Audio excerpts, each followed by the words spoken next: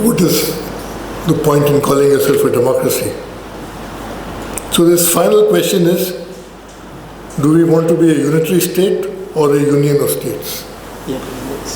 The Constitution spoke about a union of states, and it says that in the first page itself, that India shall be a union of states.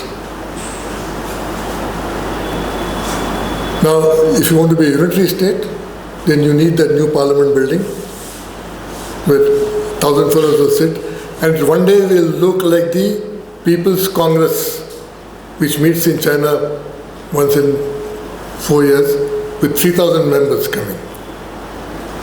बहस नहीं होती है, Hu is taken physically out and thrown out. So you will have a parliament like that. Parliament which doesn't discuss, which doesn't meet. I remember when I worked on a budget, I was very keen to see what the discussion would be like. So I totaled the discussion, actual discussion of a budget process which took the finance ministry almost 2 months to make. It was done in 23 minutes. That is the functional discussion. Maki went in tu main. So, and if you have a speaker who keeps only looking one side and smiling, what are you going to have? That's the British system, but British have shown that democracy has to be practiced with restraint. This is democracy without fetters. So a completely partisan speaker doesn't work here. But he's become a sacred cow. You can't say that the speaker doesn't conduct debates anymore. He takes part in the debate. And I'm glad that the Congress party is experiencing all this, because the process started there. So we are headed towards a unitary state, and if we don't stop it, all the conditionalities for civil disorder are there. I'm not saying the breakup is going to take place, but civil disorder is going to happen. Yesterday in Tanzania, elections were disputed by the opposition party, and 800 people died one night in rioting. Tanzania, which became independent in 1961, had peaceful transitions till day before yesterday. So I think there is plenty to ponder about. I'm sorry I'm becoming a little bolshy at this stage, but there you are. The reality stares you in the face. So thank you very much for giving me a patient hearing and not throwing anything at me, particularly considering that I'm in Rajasthan.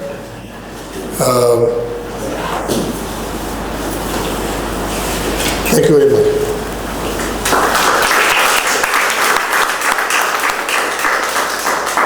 Well, to me it seems as if I was sitting in the early era of Delhi University's economics department, or somewhere in the Western Geography department, very academic, but brings with a lot of anecdotes.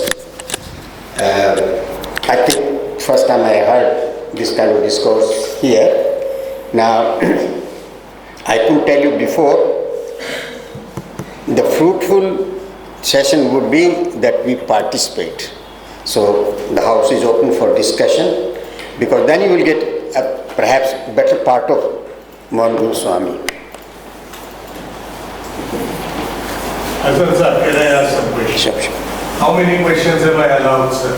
आप तो शुरू तो करें. I have heard too many people saying that they don't like Gandhi, but it is not often that I heard. I think I can be heard. So it is not often that people say I could not admire Nehru, which is what you said. Would you like to elaborate upon that? Could not admire Nehru. You said you could not admire Nehru initially. Initially. So could you elaborate on that? That is one question. The other naive question is, you said we cannot have a country with states which are so widely different in their GDP per capita, a factor of 4. You mean you can't have it or you shouldn't have it? Oh, correct. So if you can't have it, we have it. So the question is, what was the cause which reached this situation, and what is the cause which is sustaining it now? So these are the major two questions. Can we cluster them together? So one by one. Yeah. Can I also say something? Yeah. Okay, thanks. So wonderful speech. I also have certain things in my mind. I think people like us have been tutored to look at things as they should be looked at. And we generally tend to, not go beyond your usual way of analysis and thinking. And that is where I think things don't move the way as they should be. And let me explain why I am saying so. One of the things about this, as you gave the economic picture of the country, per capita GDP, what it was and what it is now and so on, fantastic. But in the present era, means I have been to about 30 odd countries of the world and I've spoken in about 20-25 countries of the world. I have spent a year in Harvard and so on. The point which I am trying to make is this, that capital now, is it limited within the national boundaries? It's not at all. I'll give you a very concrete example, and a latest example. India buys oil from Russia, refines it, sells it to Europe. Even the tanks which fight with Russia are fueled by the diesel which is sent by Indian companies. That's the one side of that thing. The other side of the thing is this, that if you take the missiles which Russia throws on Ukraine, and if you dismantle, you will find lots of parts are made in USA, manufactured in USA. That is the kind of a situation in which now the capital is. So it is not just limited, because one of the biggest criticism at the moment in India is this, that even Indian industrialists, private capital is not putting capital in India. They are not investing in India. That is the kind of a situation we are placed in. Then how do we divide this whole issue of manufacturing, service, agriculture, all these three kind of things? Ways are science, fundamental science, the most important thing by which, if we have to grow whatever growth we have achieved, how would we do it? If you take anything in manufacturing in India and if you take it forward, ultimately you will end up that it is a collaboration with some foreign company. And mind you, that even if there is a 99% transfer of technology, it should be considered as no transfer of technology, unless it is 100%. And there is no 100% transfer of technology for anything. So unless we do not build our own technological prowess, independence, nothing of that sort is going to happen. So we have to look at all these things into that kind of a context. And that context we are completely missing, and we are sleeping on it. So how do we place ourselves into this kind of a situation? And where are we now? Where the world is, capital is also moving into in an altogether different way. And it has no boundaries of any kind. That is what it is. Thank you. Yeah, observation. Or maybe do we take more questions, then I ask the question? Can I put one more simple question and then you can respond to it? So it is much better if you answer each question separately so that people can also absorb what exactly is happening. Professor, Sudhir's question should be answered first. Okay. Why did I change my view on Nehru? I changed my view on Nehru when I was about 10 years old. Okay. That answers.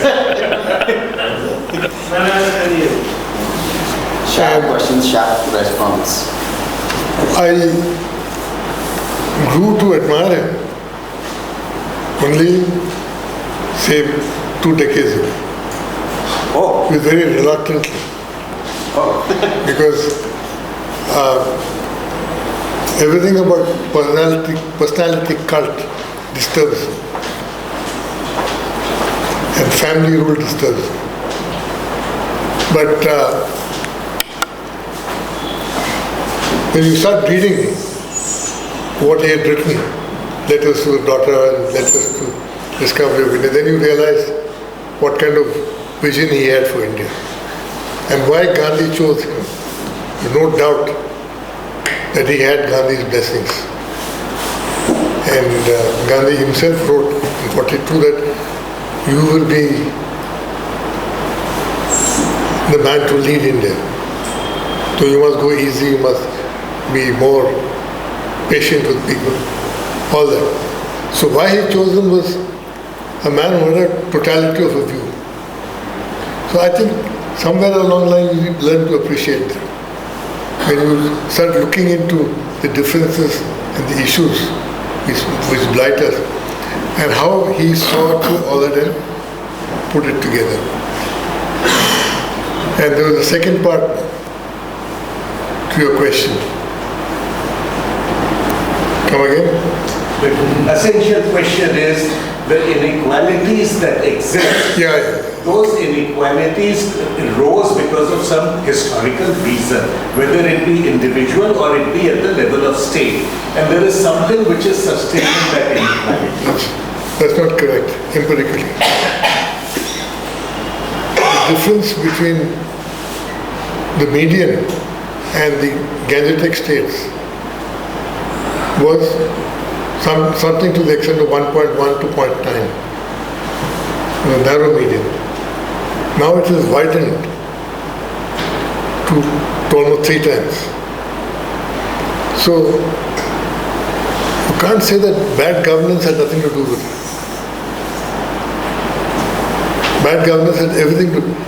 There was a man called the University of California professor,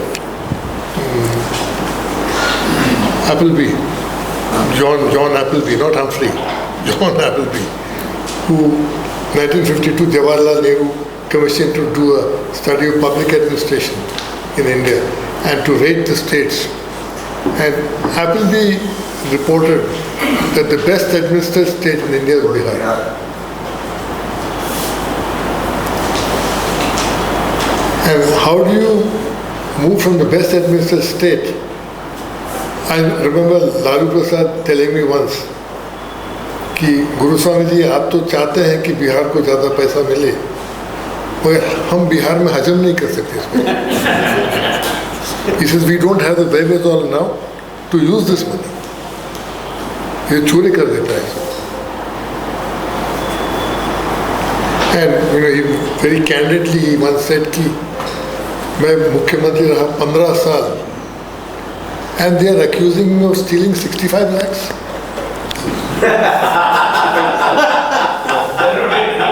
Whatever. He says, because baat bani. And then therefore he says, no, Terracotta was 65 lakhs, not crore. He says, this is because I'm not a Brahmin. मैं नीचे जात वाला का हूँ तो मेरे को दबा के रखे तो 65 लाख मिला है इनको.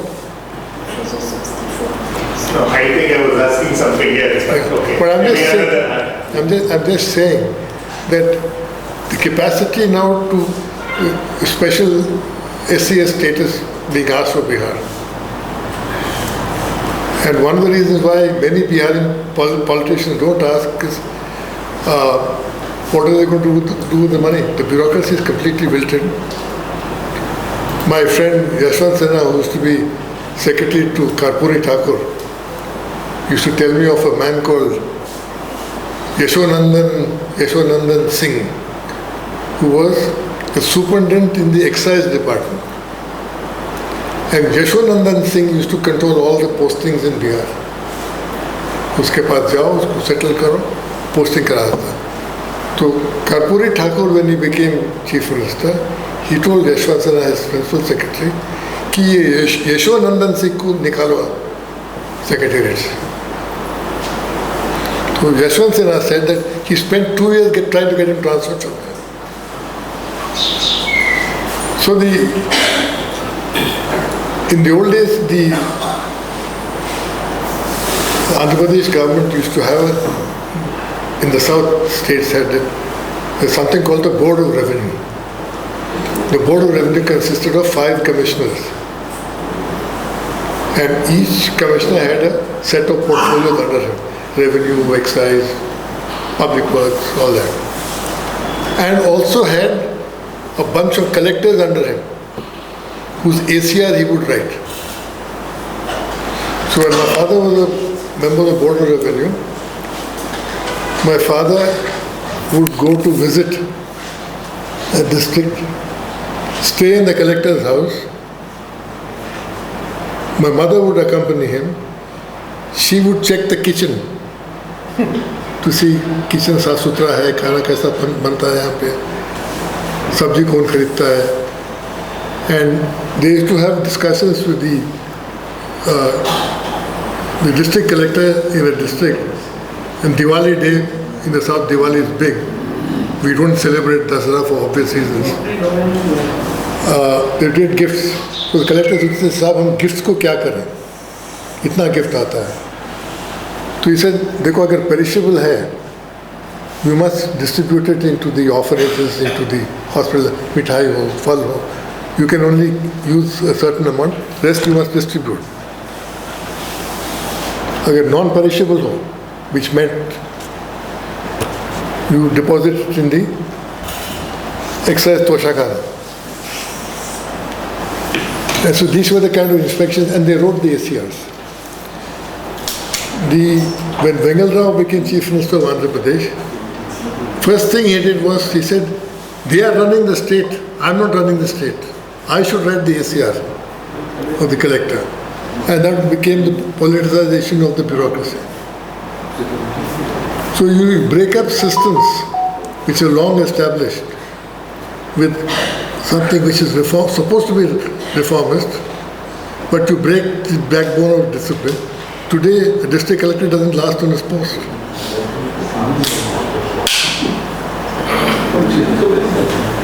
So, sir, I can't answer your question because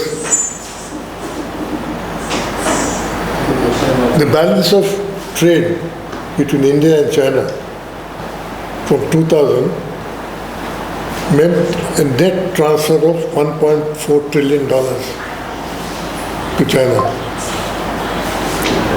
So I said, with enemies like India, China doesn't need friends.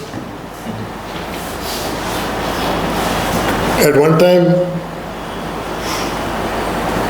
primary chemicals used to be manufactured in India and formulated into pharmaceuticals in India.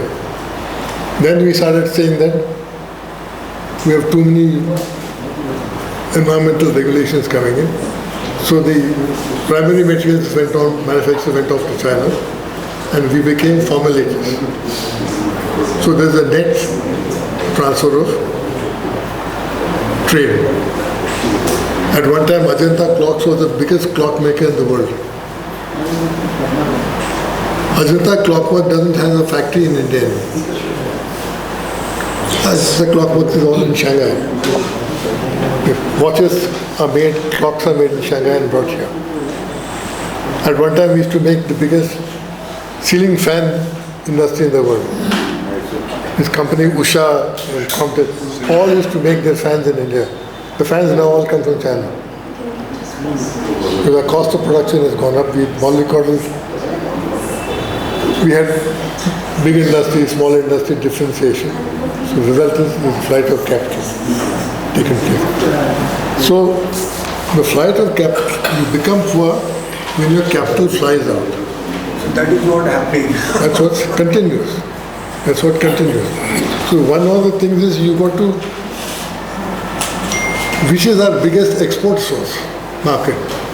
Can anybody guess which is our biggest export market? And another important thing which I just want to stress on is that the non-Hindi speaking states of this country are taking the country up, and all the Hindi speaking states of this country are pulling the country down. That is also another interesting feature. The biggest export destination of India is United Arab Emirates, UAE, Dubai. All our exports, 80% of our exports go to Dubai. From Dubai they get rebooked, re-invoiced. So the under-invoicing, and our imports come via Dubai, they are over-invoiced and under-invoiced and brought here, over-invoiced on the way out. So net result is about 100 billion stays back in Dubai every year. So that's your flight of capital. It goes on. But there is no inter-state trade that way. At least the figures I have not seen. Yeah. Last question. Just a very small question. You mentioned about inequality, that is true. But having worked in the food district, one of the basic reasons for inequality starts from the opportunities for getting good education.